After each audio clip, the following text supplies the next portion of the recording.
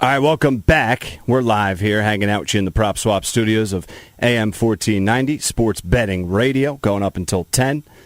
7:30 now, so let's bring in our NFL Eagles insider, John McMullen. We do this every night at 7:30. Be sure to follow John on Twitter at JFMcMullen. PhillyVoice.com, SI.com is where you can find all of John's written work. Host of Extending the Play every Saturday morning at 10 a.m., so be sure you tune in to AM 1490 tomorrow at 10 a.m. I'll be hanging out with John in the studio for that. And Birds 365 with John and Jody Mack. That starts this upcoming Monday, and that is Monday to Friday, 8 a.m. to 10 a.m. on PhillyVoice.com. All right, let's bring John into the conversation now and talk some T-shirt and shorts Hall of Fame. Johnny Mack, how we doing, man? I'm doing well. We're winding it down. Last week, Ryan, we're almost there.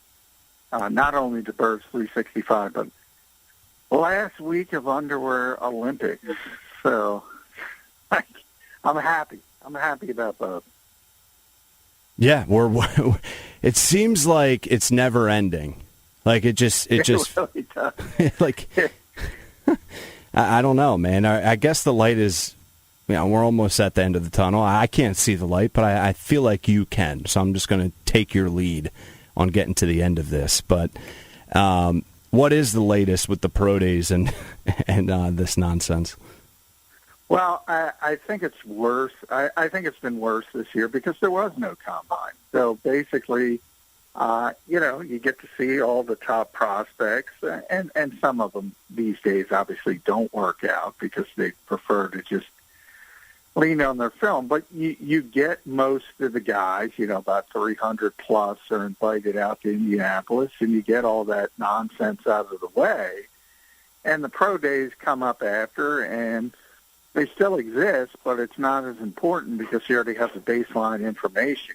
Certain guys maybe who didn't perform well at the combine, you'd pay a little bit extra attention to see if they bounce back and they did a little bit better at their pro days.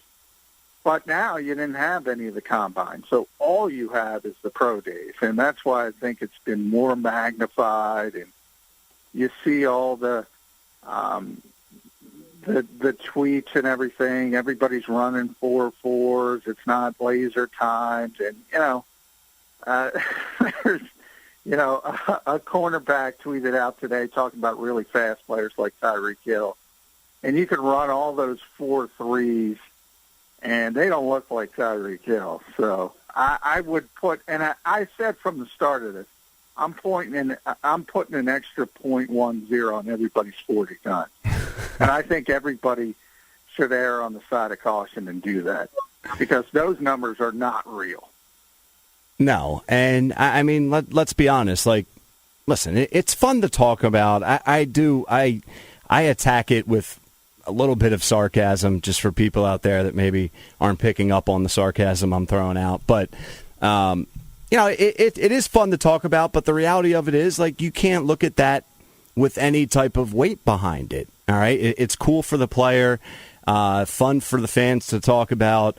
But when it comes to with the 12th pick in the 2021 NFL Draft, the 40 times are going to really have no bearing in that. No, and they shouldn't. I mean, there are certain drills that are important for certain positions. And, yeah, it's nice to be fast if you're a wide receiver. But it doesn't guarantee anything. Probably the fastest maybe wide receiver of this generation Eagles fans didn't get to see, almost got to see him, and that was last year before he opted out, and that's Marquise Goodwin, who was an Olympian. I mean, there's an Olympian. I mean, that guy can blow the doors off everybody, including Tyreek Hill, and he had he had an okay career. In San Francisco, he was fine, but he wasn't a star player. It doesn't guarantee you anything. It's a nice trait to have. When you talk about pass rushers and They always talk about the 3-cone drill, broad jump shows explosiveness, things like that. I always say, and I forget who asked, Todd McShay said, somebody asked him, how, put a percentage on it. How much is the traits, the measurables versus the film? And he said 99% film. Now, I've asked that same question to actual still NFL scouts, and they say about 80%. But still, the vast majority, and I mean vast majority, is already done. And I always say, when you talk about the traits and you talk about the 40 times and the bench press for offensive linemen, all that kind of stuff, they're just trying to make sure you're hitting that baseline. And as I always say, if you want to bring the analytics into it, you have a lot of data now. So you can look at the successful players at each position and say, what do you need from a trait standpoint to be good in the NFL? And you can measure it like that. So if they hit that bar, then you kind of check the box, and then you go to the film and try to figure out, can they actually play football? And that's the more important part. John, I was having a conversation with a couple friends earlier just about the draft and, players that we like, just the standard conversation. And we were talking about a top 10 player that could fall. Like, we brought up Micah Parsons, and he's interesting. Obviously, he's like the linebacker that everyone has their eye on. Is there any way that he could fall? And then I'll parlay that, pun intended, on Sports Betting Radio. I'll parlay that with just who is someone that you think could fall? Because we see it every year. Oh, this guy's going to go top 10, and then he goes 28th. Who is someone that could meet that criteria this year? Well, if you're looking at a guy who people think is a top 10 pick, and certainly in Philadelphia, people think should be and should have been in the conversation for number 6 overall, Devontae Smith, the Heisman Trophy winner. Mm-hmm. So I think a lot of people say, and I don't think he's going to tumble to 30 or anything of that nature, but yeah, I mean, for all the people hand-wringing and saying, they had to get a difference maker from a playmaking standpoint. I don't think there's any question he might be available at number 12.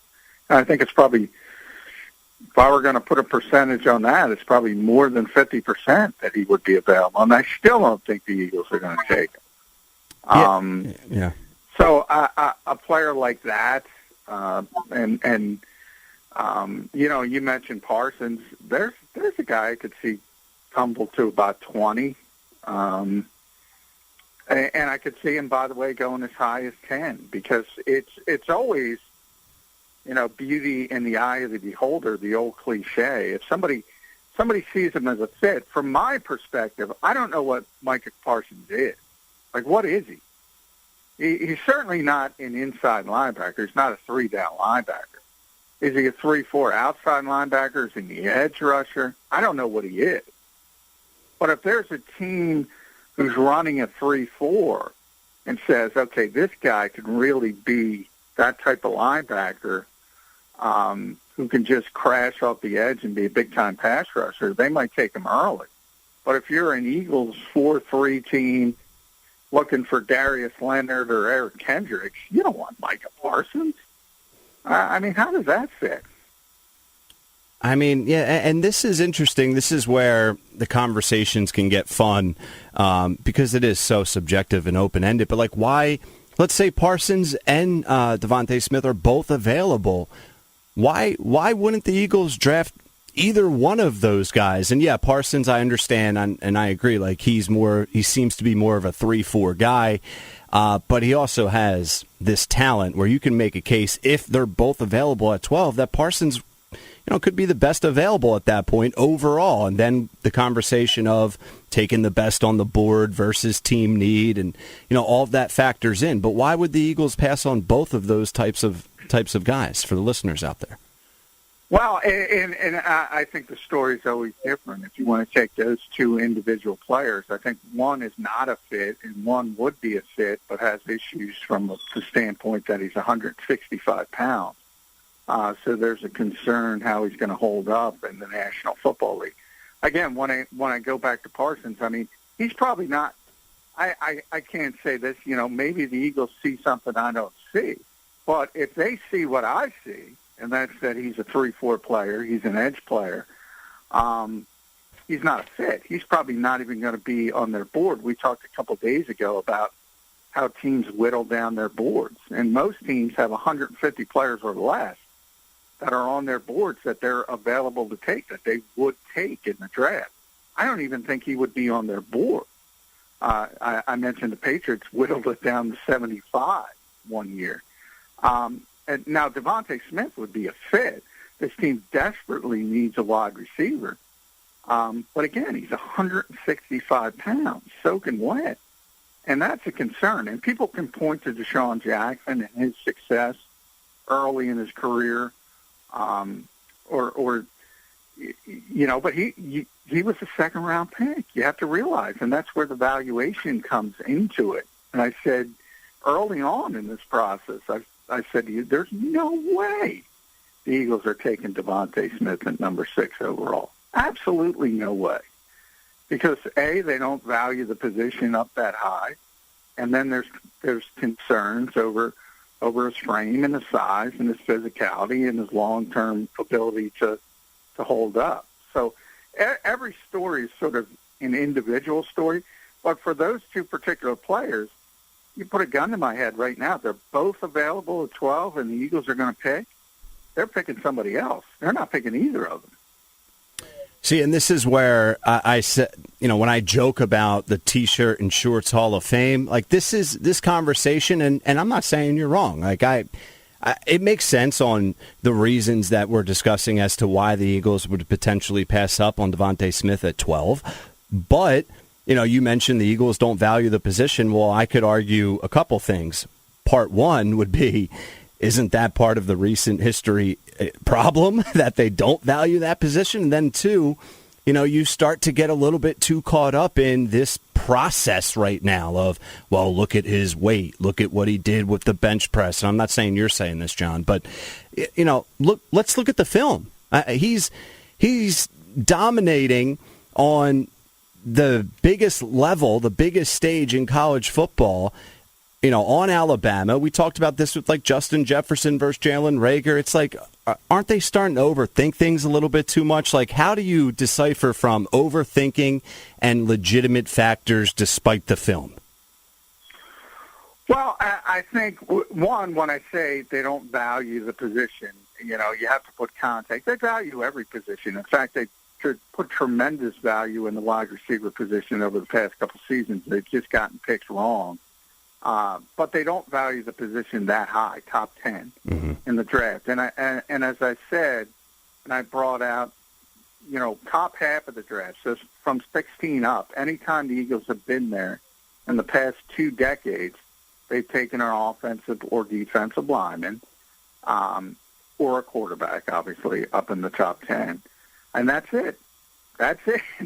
And that's what they believe in. And honestly, I can't criticize him for that because, we talked about pro days. One of the maybe the last big pro day was Sewell today. Look, whoever's taking him, whether it's Atlanta, Cincinnati, or if he slips a little bit longer, they're going to be probably the happiest team for the next decade. Not sexy. Yeah. I got crucified for my Vera Tucker picks for the Eagles. People hate it. They hate offensive linemen until they're in there entrenched for 10 years. Nobody liked Lane Johnson, number 4 overall.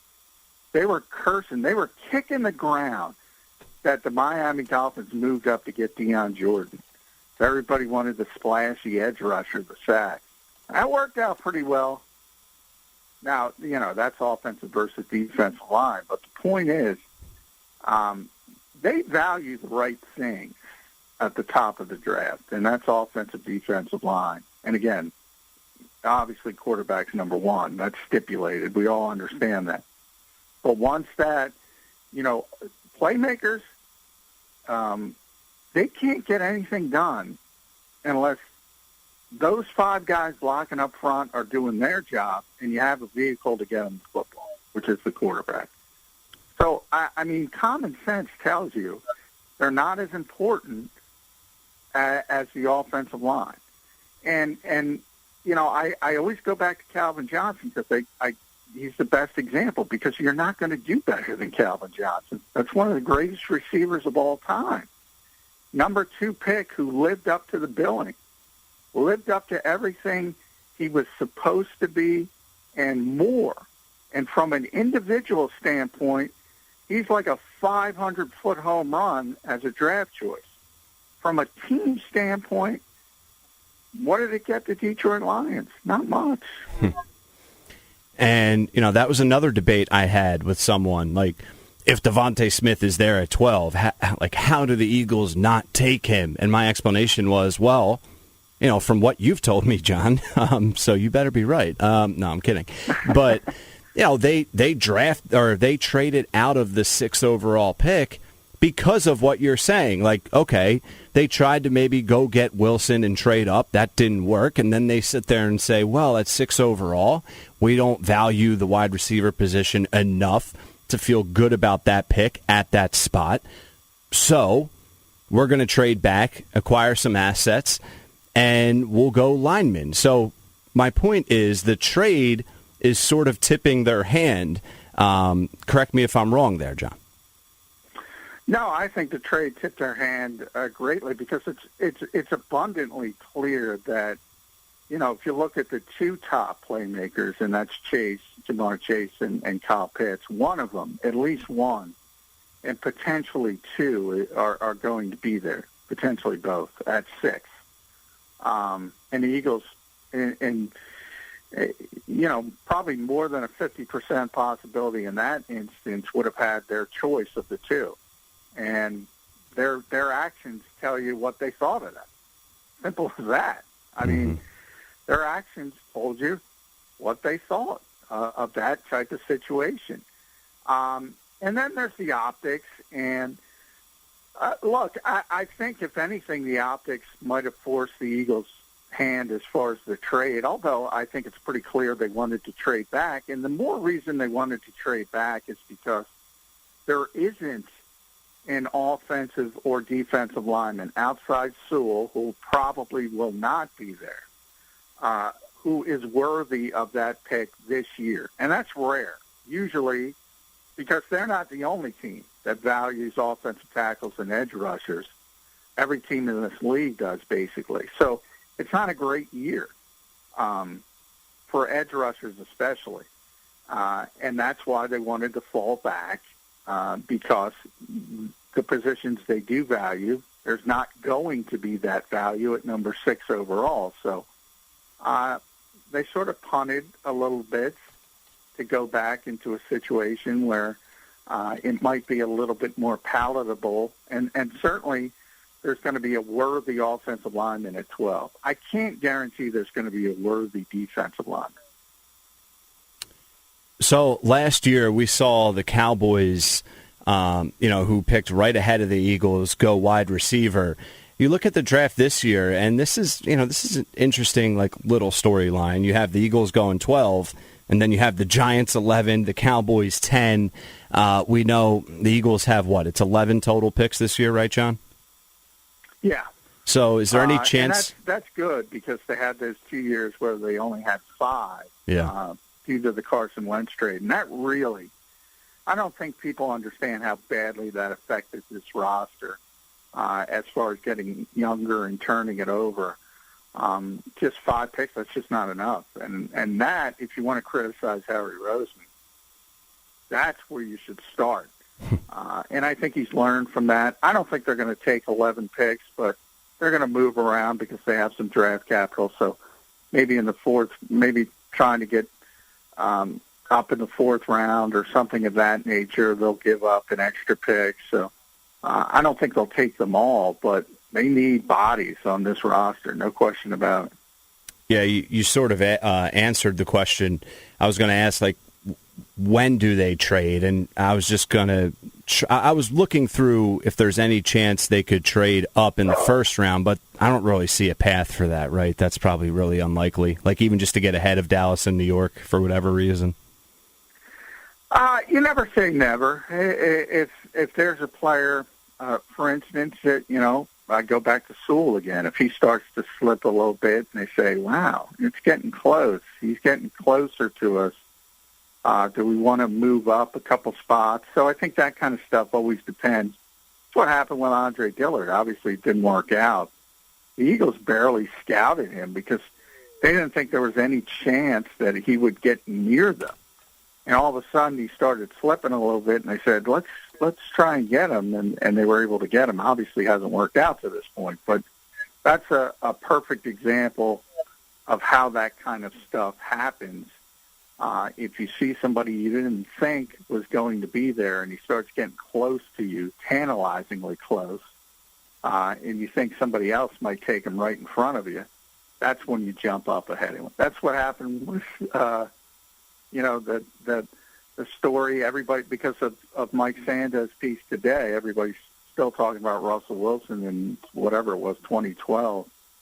The Eagles were going to take him at, I think, 76, and the Seahawks jumped up at 75 to get him, and the rest is history. Eagles dropped down to 88 to get Nick Foles, and interestingly, number 76, Houston Texans selected Brandon Brooks, who ultimately got here. He was pretty good himself.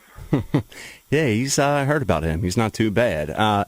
So on your recent mock draft 2.0, John, you have the Eagles selecting Vera Tucker, and we talked a lot about that the past two segments, last night and Wednesday. But you look at the offensive line, and we touched on this as well. It's not really a position of need, but it is a position of importance, like we've been saying. Who's the odd man out here? Because, you mentioned Dillard and Mailata and, even Pryor, and who has stepped in at times. Like, there's going to be someone, if they go offensive lineman here with the 12th overall pick, that's going to be left out. Are the Eagles going to trade one of those guys? How is that going to play out potentially? Well, I like guys like Jordan Mailata, Nate Herbig, Jack Driscoll, the young players, and I'll give you a story. There was a running back when I was in Minnesota covering the Vikings. There was a running back named Chester Taylor coming off a tremendous season, really. I think he had about 1,200 yards rushing. He's a good receiver out of the backfield. Vikings weren't very good. They were in the top 10. I think they had the seventh or eighth pick. I think it was the seventh pick. And all of a sudden, Adrian Peterson starts to fall. And I asked somebody one of the greatest quotes of all time. I said, what about Chester Taylor? How can you take a running back? He was so good last year. And he looked at me, and I can't say this on the radio, but it begins with an F. Okay. It rhymes with duck. Mm-hmm. And he said, Duck Chester Taylor. Okay. We're taking Adrian Peterson. Yeah. And that's, with all due respect to Nate Herbig and Jordan Mailata and Jack Driscoll, when it comes to a prospect like Vera Tucker, right, from my perspective, he's not Adrian Peterson, but I do think he's going to be a 10-year starter in this league. Duck those guys. Oh, that's great. John, there is an update today, report, however you want to phrase it, about the 49ers and Garoppolo. So it appears that the 49ers are asking for a first-round pick for Jimmy Garoppolo. What do you anticipate to happen out there with him? I say, well, shoot your shot. That's what the kids say, right? Yep. If you see the pretty girl sitting under the end of the bar, shoot your shot. Look for the first round pick. I mean, they're not getting the first round pick for Jimmy Garoppolo. Yeah. But it doesn't hurt to ask, right? Especially if you don't mind hearing no. I mean, look, it's evident they've been playing that game. I've been talking about for years with you. They gave up on Jimmy Garoppolo on the run to the Super Bowl. I've never seen anything like it. They just totally shut down offensively because Kyle Shanahan said, and remember what Kyle Shanahan is. Remember what he was in in Atlanta, and all the criticism he got for losing the big lead in the Super Bowl there with the Falcons, didn't run the football. All he wanted to do was throw it with Matt Ryan. And my point is, he wants to throw the football. And he thought Jimmy Garoppolo was just playing so poorly that he just went into a shell and ran it down people's throats. San Francisco had a great offensive line, great running game. They made it to the Super Bowl. They should have won the Super Bowl. But once they got behind, the game was over because the quarterback couldn't do it. Couldn't sit in the pocket and throw the football. So they're going to get whoever they want. Ultimately, I think they're going to shock the world and pick Mac Jones. But they're moving on. So they're going to do everything possible to get something for him. It's only but they're not getting a first-round pick. And last one here for you, John, just real quick, just an update with Deshaun Watson, the daily Watson update. Well, the Houston PD's finally involved, so now it's become a legal hurdle as well. So we'll see. Obviously, they got a complaint, so they have to investigate now. Rusty Harden, who's Deshaun's agent, claims it's a good thing because now they'll at least know the name of one of their accusers. They continue to claim there's nothing to it. But again, it doesn't look good from the fact that I've said from the start, it would never shock me that people would want to extort people with a lot of money. I mean, there's a lot of bad people in the world. But again, Deshaun, if he learns anything from this, look, a lot of NFL players have massage therapists, have therapists. They don't have 40 of them. So you might want to scale that back and not put yourself at harm's way. Yeah, just a thought, food for thought there. Maybe dial it back a little bit from 40 to 30. That'd be a start. Or one or two, like normal people. Yeah, or that, either way. All right, John, we have less than a minute. What do we have going on tomorrow? It's going to be you and me. Well, mainly you, but I'll be involved as well in extending the play. No, it's going to be the Johnny Mack and Ryan Rothstein show. We're going to get a Birds 365 preview. We're going to continue all this talk. You and I are going to have some more fun with the Underwear Olympics, and maybe I'll come up with some more good stories, because I love that Peterson story. That's a great one. Duck Chester. All right, John. I'll catch you tomorrow morning, man. All right, thanks, Ryan. Yep. There he is, Johnny Mack. It's a great story. Football in Philadelphia is a lifestyle, a passion from birth, and a personal responsibility to know the game. Boo when necessary. And think about EATLES, Eagles! Every second of every minute of every hour of every day. Birds 365 was created for you. Jody Mack, the legendary sports talker, joins forces with NFL insider John McMullen. Birds 365. Start your morning with Johnny Mack and Jody Mack across the JAKIB Media Network. Watch it live on YouTube.